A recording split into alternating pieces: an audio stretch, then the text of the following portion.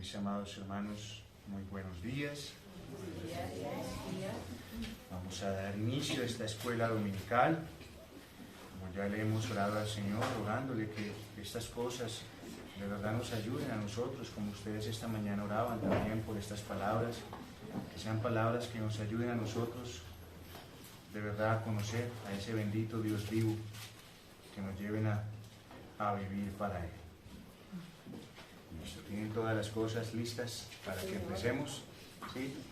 Entonces vamos pues a empezar, mis hermanos queridos.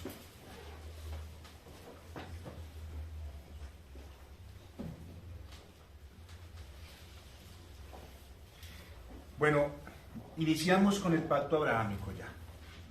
¿Sí? ¿Cuántas enseñanzas llevamos de ese pacto? Dos, muy bien. Y empezamos con esa introducción, y en esta introducción, ¿qué vimos? Vimos que Dios, en el pacto con Noé, de cierta manera lo que hizo fue estabilizar la creación. Y cuando estamos hablando de estabilizarla, estamos diciendo, hermanos, que precisamente de toda esa maldad que había crecido por 1600 años, aproximadamente 16 siglos, ¿recuerdan? Toda esa maldad, el Señor limpió de cierta manera la tierra de esa maldad que estaba, para volver otra vez, digamos, a repoblar esta tierra. Y entonces ahí es donde el Señor establece ese pacto con Noé, donde Él iba a seguir ahora desarrollando ese plan concertado desde la eternidad con el Hijo y con el Espíritu Santo. Ahora, en este pacto abrahámico, aunque tenemos nuevos elementos aquí, estos elementos, recuerden que son estos elementos que Dios nos da para ir desarrollando precisamente ese pacto eterno de redención, para que usted y yo vayamos entendiendo, y ellos precisamente en ese tiempo fueran entendiendo cada vez más hacia dónde era que Dios se dirigía. Entonces, no podemos olvidar, hermanos, que lo que hemos visto en los otros pactos, en el pacto adámico y en el pacto noético, recordemos que los pactos tienen unas características. Recuerden, ¿no? Que tienen unas estas características. Bueno, aquí en este pacto que tenemos con Abraham, las cosas no cambian. Vemos todavía que Abraham es una cabeza federal. Fue con él quien Dios quiso entrar, ¿quién? En pacto. Fue con Abraham. También nos damos cuenta de que ya se está apuntando en este pacto, se está apuntando a un reino específico. Pasamos de la parte universal a la parte ¿qué? Nacional, exactamente. ¿Por qué? Porque todo lo que el Señor ahora desarrolle de aquí en adelante, después de haber estabilizado la creación, después de haberse comprometido a preservar esta creación, entonces Dios ¿qué hace? Bueno, ahora voy a centrarme en este pueblo que va a ser mi pueblo especial, al cual le voy a dar promesas y al cual voy a sostener precisamente. Pero es a ese pueblo al cual Dios también le va a dar condiciones, y es un pueblo al cual también Dios le va a traer sanciones, como ya lo hemos visto, y también vamos a ver en este pacto una señal. Mire que todas las condiciones que se establecen en otros pactos, aquí también la vemos. Aquí en este pacto abrahámico hay un nuevo enfoque, donde podemos observar la promesa fundacional, o sea, la promesa que Dios hizo de que iba a traer bendición universal. Y cuando estamos hablando de esta bendición universal, estamos hablando de salvación. Y estamos hablando de que desde allí, por medio de Abraham, iba a fluir salvación a sus descendientes y también hacia el mundo. Desde ahí que podemos ver esa promesa fundacional de esa salvación. Y esto podemos verlo, por ejemplo, vamos a ir a Génesis capítulo 12, versículos 2 y 3, y lo vamos a contrastar también con el Nuevo Testamento, mirando si realmente eso era lo que el Señor estaba enseñando. Génesis capítulo 12, versículos 2 y 3.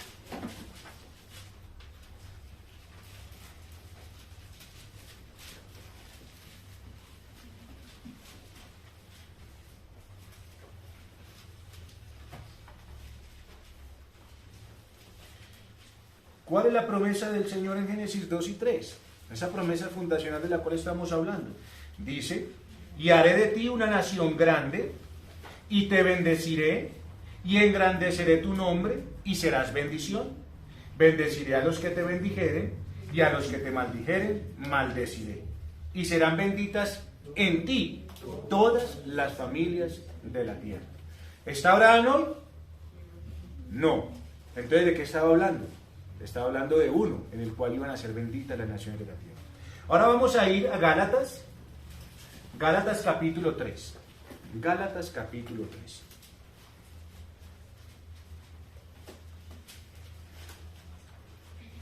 Gálatas capítulo 3, desde el versículo 8, vamos a leer el versículo 8, nos dice lo siguiente.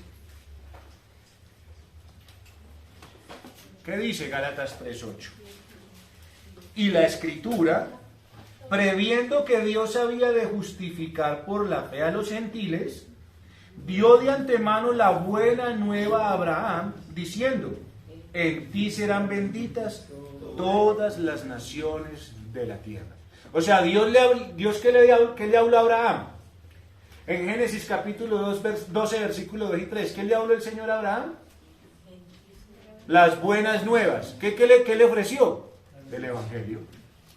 Le ofreció buenas nuevas. Mire, dio de antemano la buena nueva a Abraham. O sea, la buena noticia a Abraham de que en él iban a ser benditas todas las naciones de la tierra. O sea, ya le estaba prometiendo que a través de él iba a fluir ese Salvador del mundo. Versículo 14 de ese mismo capítulo 3. Para que en Cristo Jesús la bendición de Abraham alcanzase a los gentiles, a fin de que por la fe recibiésemos la promesa del Espíritu. Ahí está. Hermano, por eso estamos hablando de que esto era una bendición, de que el Señor dijo, en ti serán benditas todas las familias de la tierra. Así que a través de Abraham, a través del linaje de Abraham, vendría la descendencia que traería salvación a esta tierra. Entonces, según lo que vemos aquí, en estos pasajes, la Escritura previó, o sea, desde antes tuvo en cuenta lo que estaba ordenado desde antes de la fundación del mundo. La bendición a través de Abraham y su simiente. ¿Cuál es la simiente de Abraham? Cristo. Donde fluiría para una multitud de personas que no se puede contar, salvación. Que era recibida solamente ¿por qué? Por la fe. Por la fe. No hay más nada.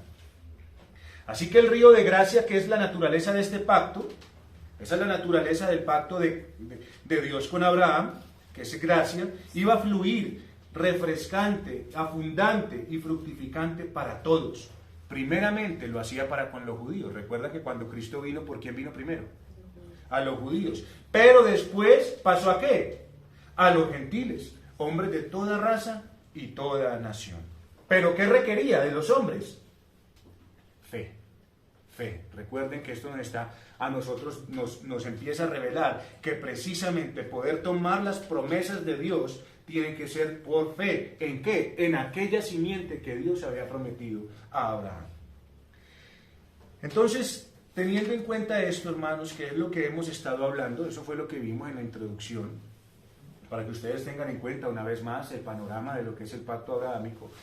Antes de continuar con más detalle de este pacto, antes de que continuemos con las bendiciones, con las sanciones, con las condiciones, con la señal, con todo esto que hace parte de un pacto, quiero que veamos que así como el pacto con Abraham es de gracia, así como este pacto es de gracia, dentro de la gracia, dentro de lo que es la doctrina de la gracia, hermanos queridos, tenemos algunas doctrinas que nos involucran a nosotros.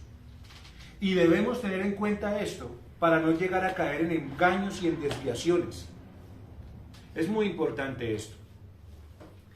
¿Usted y yo somos salvos por gracia? Sí.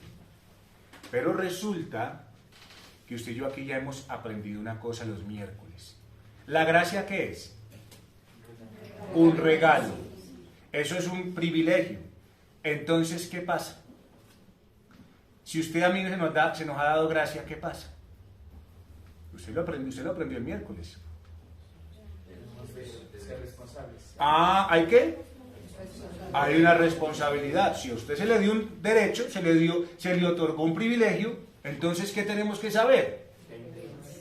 que hay una responsabilidad. Y por eso les estoy hablando que dentro de la gracia, dentro de eso, hay situaciones que nos implican a nosotros, para que usted y yo no tomemos la gracia y la tergiversemos y nos lleve a caer en engaños y en desviaciones que son muy comunes el día de hoy. Porque se da por sentado cosas que no tienen que ver con la verdad. Vamos, yo les voy a explicar qué es lo que les quiero decir. Hace una semana hablamos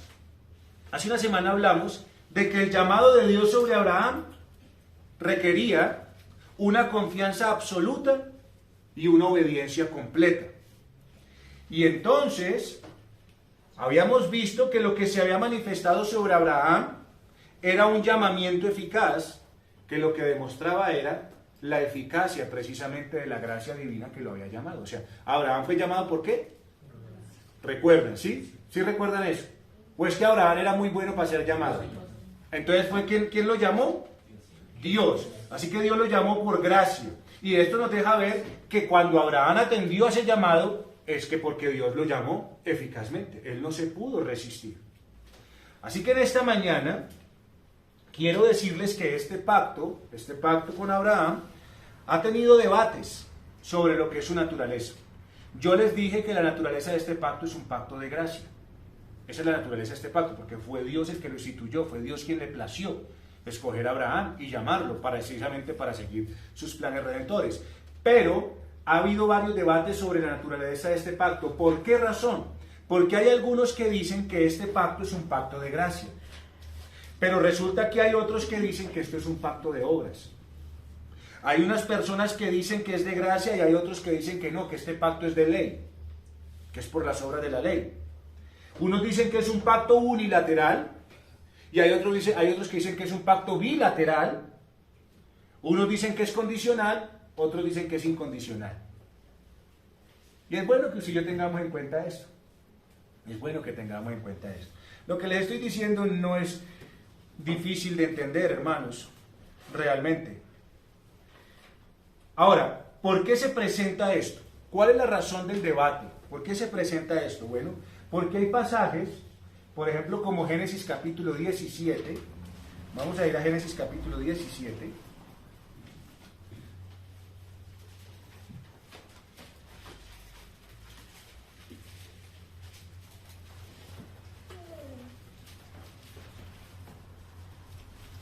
Y vamos a leer el versículo 1.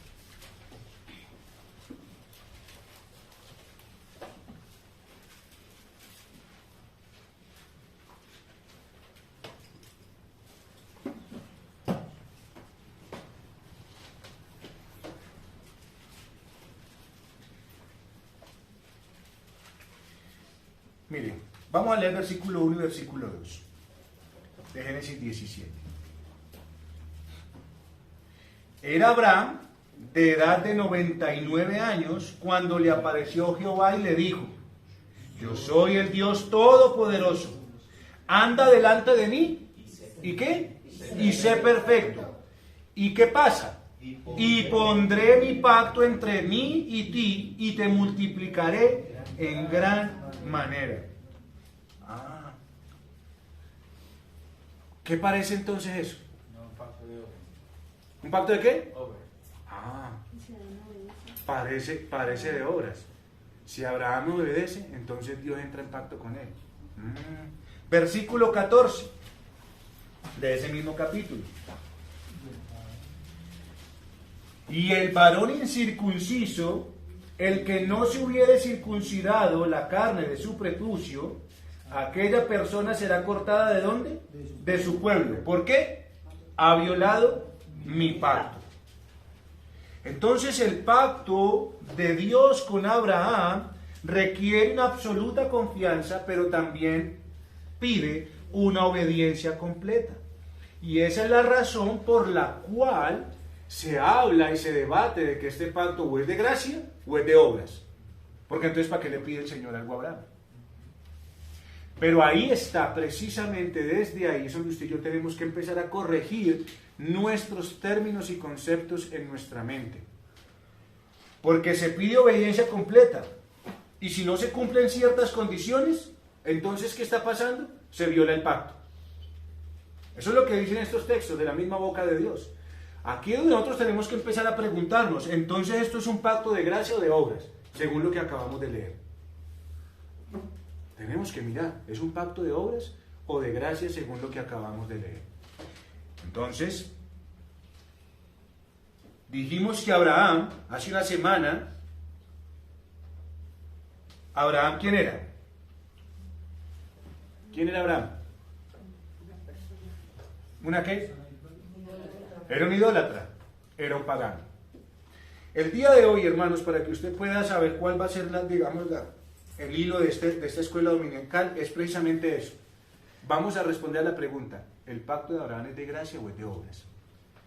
Eso es lo que vamos a responder el día de hoy. ¿Es un pacto de gracia o de obras? Ese pacto con Abraham. Entonces, hablamos de que Abraham, ese gran patriarca del cual las escrituras hacen gala de este varón, ¿qué había en él para que Dios se fijara en este hombre y estableciera un pacto? ¿Qué había en él? Nada. Ya ustedes dijeron que era un idólatra pagano, que simplemente merecía al final de sus días recibir la sentencia que todos los hombres merecían recibir por estar apartados de Dios. ¿Qué? Condenación. Muerte y condenación.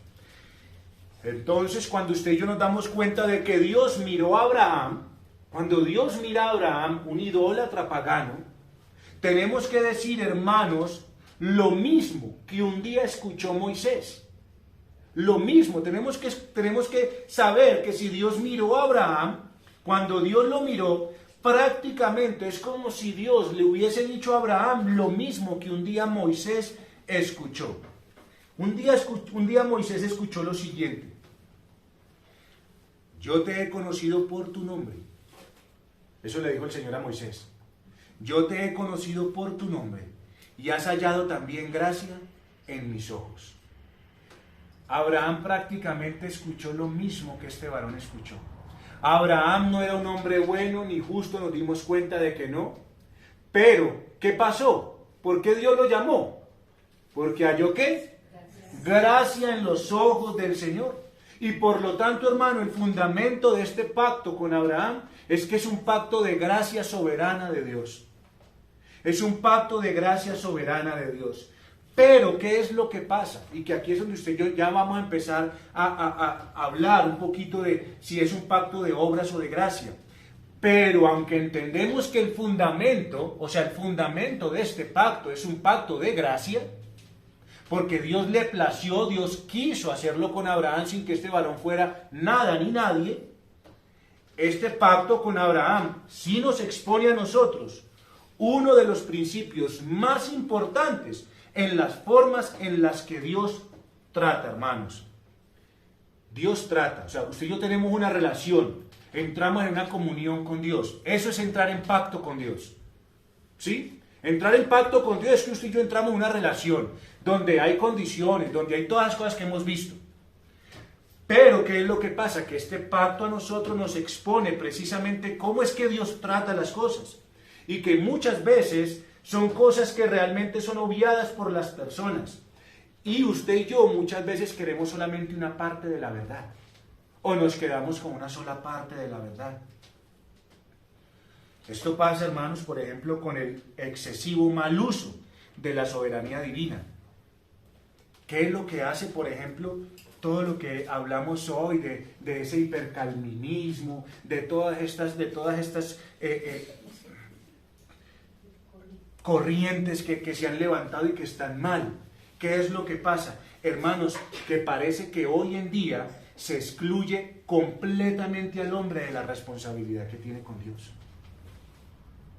Y ese es el problema grande que tenemos. El problema grande que tenemos es que parece ser que la gracia de Dios hace que usted y yo ya no sirvamos para nada. Pareciera que eso es lo que está pasando.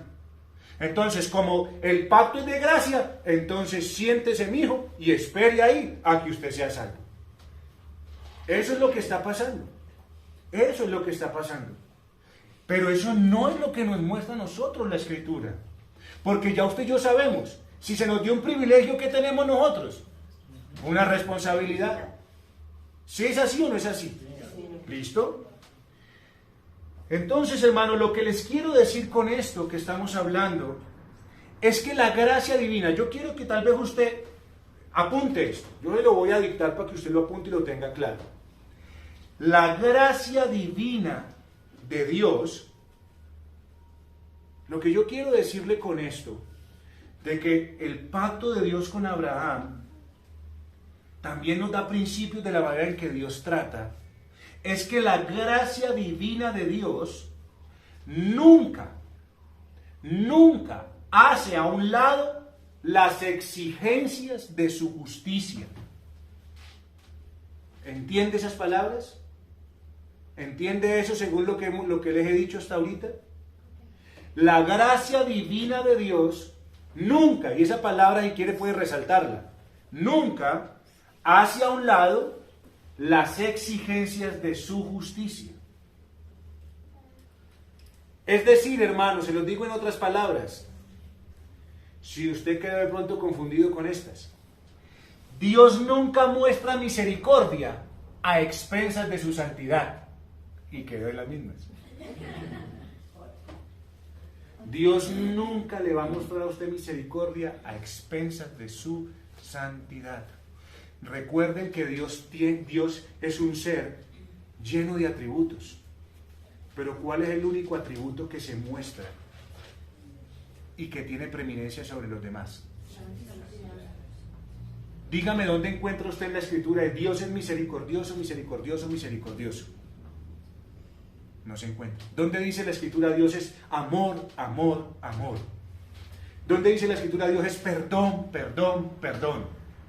En ninguna parte. Pero sí nos damos cuenta que la escritura dice Dios es santo, santo, santo. Lo dice en Isaías y lo dice en Apocalipsis. Así que Dios nunca va a mostrar misericordia a expensas de su santidad. Y claramente tenemos eso mostrado ¿en quién? ¿En quién? En Jesucristo. ¿Usted cree que fue gracia? Porque sí, venga, le voy a regalar gracia. ¿Qué tuvo que pasar para dar gracia? Tuvo que sacrificar a su hijo. Me estoy haciendo entender un poquito, les voy a seguir explicando. ¿Pero escribieron lo que les acabo de decir? Si lo escribieron, listo. Para unas palabras más sencillas de lo que yo les estoy diciendo, es que Dios, cuando ejerce su soberanía, cuando Dios ejerce su gracia, nunca, hermanos, nunca, cuando Dios da gracia, cuando Dios ejerce esa soberanía, nunca, pero nunca anula la responsabilidad de la criatura. Nunca la anula. Entonces, ¿qué pasa? Somos salvos por gracia. Y la gente ya... Y me siento aquí. Y ya está. Y parece ser que no se quiere volver a levantar ni un solo dedo. ¿Por qué? Porque la gracia de Dios ya me salvó. ¿Es lo que enseña la Escritura? No es lo que enseña la Escritura. Entonces, en palabras más sencillas, ¿qué es lo que esto quiere decir? Que Dios, en su soberanía y gracia, nunca anula la responsabilidad de ¿quién? Suya y mía. Tenemos un principio entonces en este pacto, hermanos, que de cierta manera es dual, es doble. Tenemos un principio en este pacto que es doble. Porque si nosotros no tenemos presente estas dos realidades, hermanos, vamos a tener un mal entendimiento de Dios. Es lo primero. Es lo primero. Creer que Dios da gracia por darla. Y Dios no es así. Porque si usted y yo creemos que Dios da gracia por gracia, entonces ahí mismo automáticamente estamos diciendo Dios no es santo. Entonces estamos teniendo un mal entendimiento de Dios. Si usted y yo no tenemos presente estas dos realidades, de que se exige una confianza absoluta y una obediencia completa, hermano, usted y yo entonces nos va a llevar esto al error indiscutiblemente. Mire, la gracia de Dios, cuando hablamos de la gracia de Dios, esta no debe de ser en sobremanera exagerada, al punto de que usted y yo lleguemos a opacar la exigencia de justicia de parte de Dios. Nunca puede opacarse la justicia de Dios, la exigencia de la justicia de Dios, porque entonces eso haría nada la obra de Cristo en la cruz del Calvario. Usted y yo tampoco podemos malentender la soberanía de Dios al punto que lleve al hombre a concluir que él está excluido de cualquier responsabilidad humana delante del Creador. Es que ni siquiera es normal, ni siquiera es lógico, hermanos queridos. ¿Cómo es posible que Dios nos excluya a usted y a mí de cualquier responsabilidad? Es que ni siquiera es lógico. Así que hablemos, hermano, de una manera santa de ver las cosas. Y mirar lo que la Escritura nos enseña a nosotros. Nosotros no podemos arbitrariamente tomar textos que nos gustan de la Escritura e ignorar aquellos que tal vez no les sean tan agradables a la carne. Según lo que les acabo de decir, es claro que este pacto es de gracia. ¿Sí o no? Es un pacto de gracia, pero no de pura gracia. Y esto que estoy diciendo de pura gracia, lo digo en términos que usted y yo podamos entender. Es de gracia, sí, pero no es de pura gracia en términos que usted y yo digamos, ay, es tan grande esa gracia que Dios da, que yo ya no tengo que hacer nada. Es por eso que uso ese término, pura gracia. Así que, hermanos, no podemos ver este pacto como de pura gracia en términos que nos lleve a equivocarnos, hermanos, y de excluirnos a usted y a mí de cualquier responsabilidad que tengamos delante de Dios. Pero ¿es correcto entonces? ¿Será que es correcto llamar entonces a este pacto de Dios con Abraham un pacto de justicia? ¿Será que sí o será que no? ¿Será correcto llamarlo también un pacto de justicia? Sí, claro que sí. Claro que sí. ¿Por qué? Porque recuerden, hermanos, usted y yo debemos tratar de poder hilar todo esto que hemos hablado. Un pacto, en la introducción yo les dije que un pacto tenía una particularidad. Y es que Dios está estableciendo ¿qué? Un reino. ¿Y Dios gobierna sobre qué? Sobre ese reino.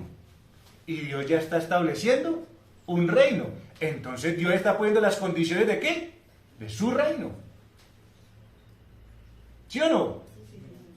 ¿Es entendible o no? ¿Es lógico o no es lógico? Hermano, esta es la tierra de Dios. ¿Quién pone las condiciones? Entonces, ¿podemos llamarlo también un pacto de justicia? Claro, tiene que ver, entra ahí. Pero no es solamente un pacto de justicia.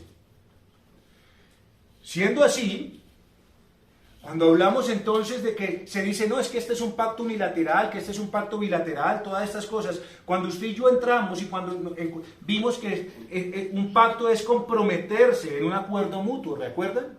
Eso es un pacto. Un pacto es que usted y yo firmamos un papel de que me comprometo a esto y esto y esto, y si usted no me cumple, entonces hay esta sanción. Recuerden que eso es un pacto. Y allí en ese pacto se promete un determinado beneficio en caso de cumplidas ciertas condiciones. Eso tiene que ver con el pacto. Abraham entra dentro de ese pacto.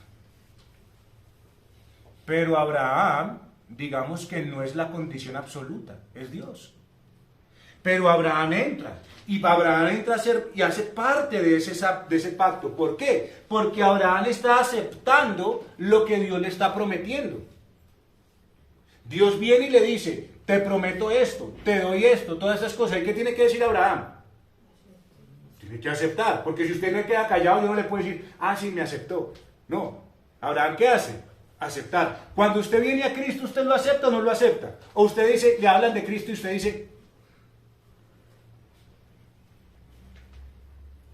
¿usted qué dice? Señor, yo te necesito. Señor, vengo a ti. O sea, usted acepta al Señor Jesucristo.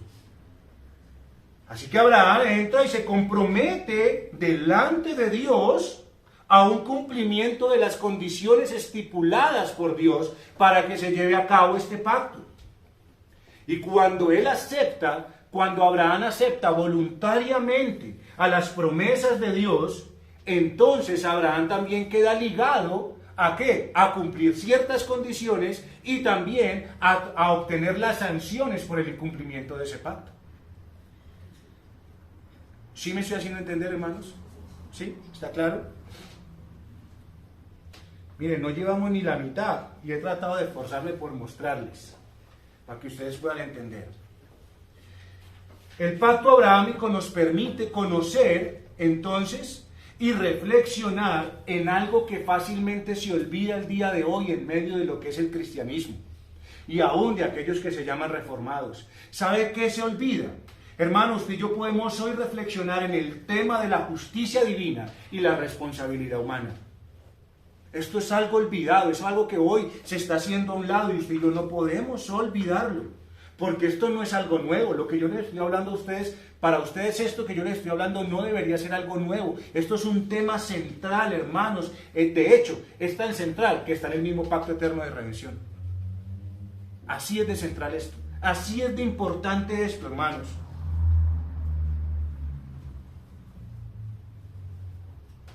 Mire, Dios siempre, como es santo, nunca va a olvidar, nunca va a renunciar a las exigencias de su justicia. Lo hemos hablado, ¿cierto? Eso debe quedar claro en nosotros. Dios nunca va a renunciar. Así que como Dios nunca va a renunciar, Dios entonces más bien ¿qué? Exige, sostiene las demandas de su justicia. Y Dios lo hace por medio de lo que le exige a los hombres, a los cuales estableció como cabezas federales y con los cuales trató. Mire, voy a mostrarles un poquito, por ejemplo, en el caso de Noé. En Génesis capítulo 6, versículo 18, en Génesis 6, 18,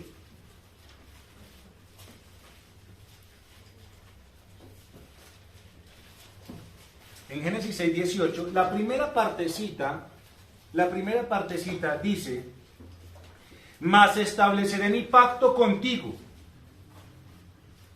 Eso es lo que dice la primera partecita de Génesis 6, 18, ¿sí? 6, 18. Mas estableceré mi pacto contigo. Pero yo quiero que vayamos un poquito más adelante en ese mismo capítulo, al versículo 22, porque esto no se quedó así simplemente. No simplemente Dios le dijo, estableceré mi pacto contigo. Génesis 6, 22, ¿qué dice? Y lo hizo así Noé. Hizo conforme a todo lo que ¿qué? Dios le mandó. Hermano, ¿fue gracia de Dios haber establecido un pacto con Noé? ¿Fue un pacto de gracia? ¿Fue gracia o no? ¿Sí?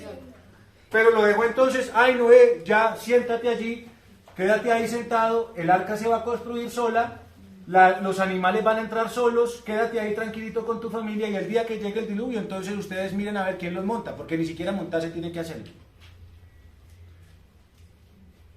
¿Qué hizo Dios? ¿Qué hizo Noé?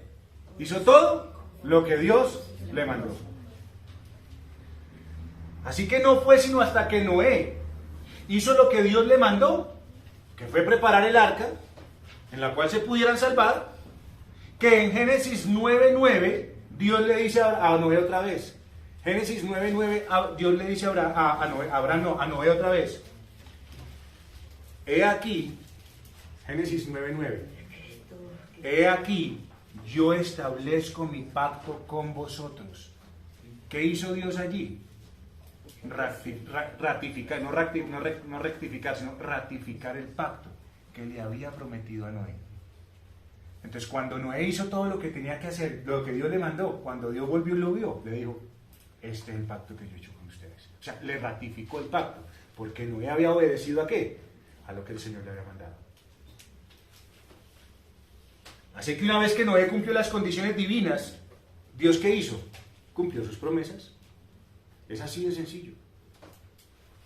Lo mismo pasa aquí con Abraham. Según usted y yo lo vemos en el relato que les dije que leyéramos de Génesis 12 al 17.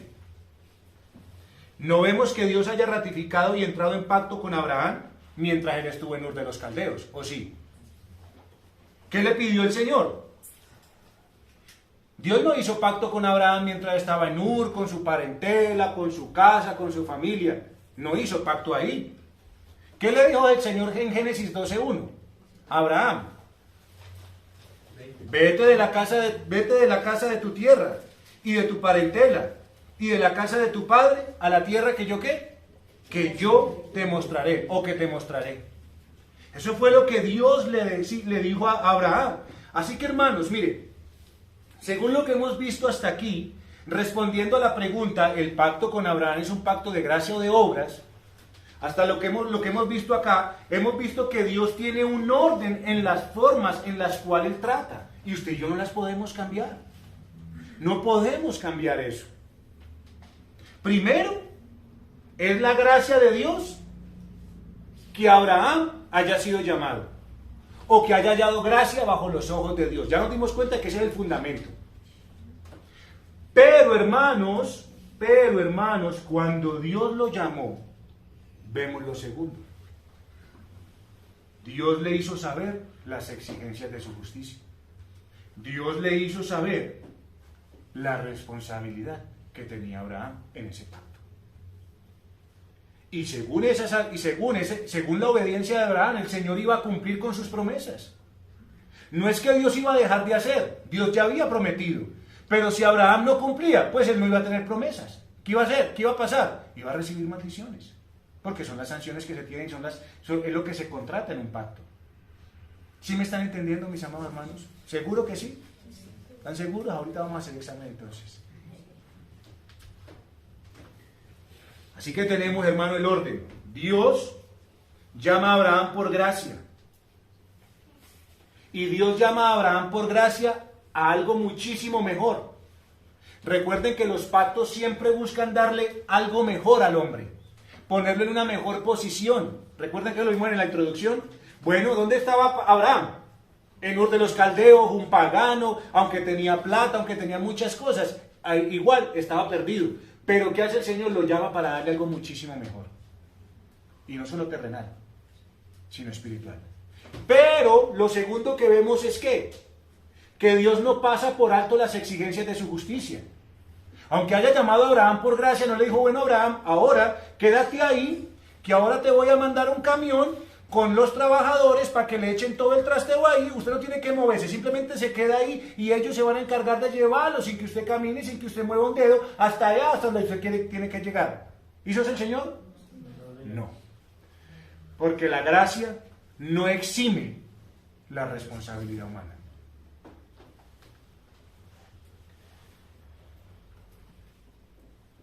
Y tercero, hermanos, en este orden que vemos, la recompensa prometida se iba a hacer efectiva a la respuesta obediente de Abraham al llamado de Dios. Y esto es algo que no solamente vemos en el Antiguo Testamento, sino que es confirmado en el Nuevo Testamento. Por ejemplo, miremos Hebreos 11:8. Hebreos 11:8, yo se los leo. Por la fe Abraham, siendo llamado, entonces aquí podemos ver, mire, por la gracia divina. ¿Sí ve? Aquí vemos el primer punto. Por la fe Abraham siendo llamado. ¿Por qué fue llamado Abraham? Por la gracia divina. Obedeció. O sea que Abraham cumplió con su responsabilidad. ¿Ven los puntos? No solamente los vemos en el Antiguo Testamento, los vemos en el Nuevo. Dios lo llama por gracia. Abraham que obedece, o sea, cumple con su responsabilidad para salir a un lugar que había de recibir como herencia. La recompensa. La recompensa.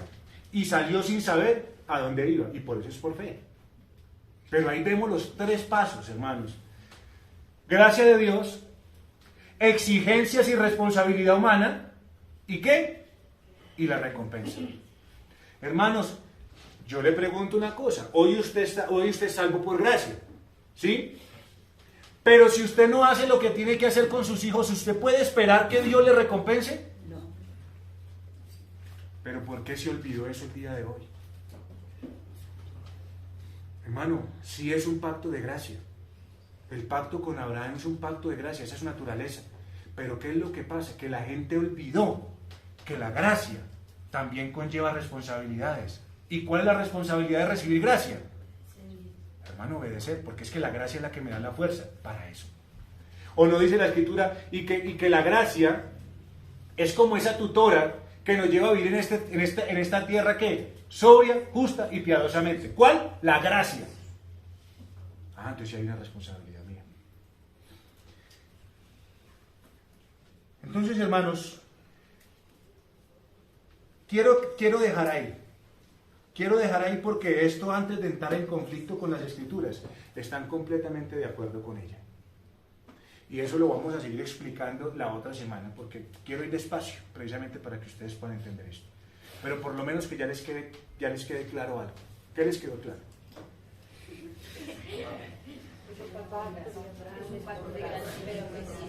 Pero que debemos tener responsabilidad, porque si no, no se nos va a cumplir. Exactamente. Muy bien, hermanos. ¿Has entendido? Ahora en la tarde les hago. Dios les bendiga, mis amados. Vamos a orar al Señor. Bueno, bendito Dios nuestro, Señor eterno, yo te doy gracias, Padre, por las enseñanzas que tú nos das.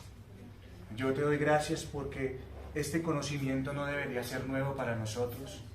Nosotros como pueblo tuyo deberíamos conocer qué es lo que tú quieres, qué es lo que tú demandas, pero también lo que tú prometes, tu gracia maravillosa. Y yo ruego, Dios del cielo, que nosotros como iglesia en Ipiales podamos entender esto y podamos entonces más bien, Señor, en armonía, poder vivir en la gracia, bajo la gracia, poder vivir, Señor, en esa ley maravillosa que nos lleva a amarte.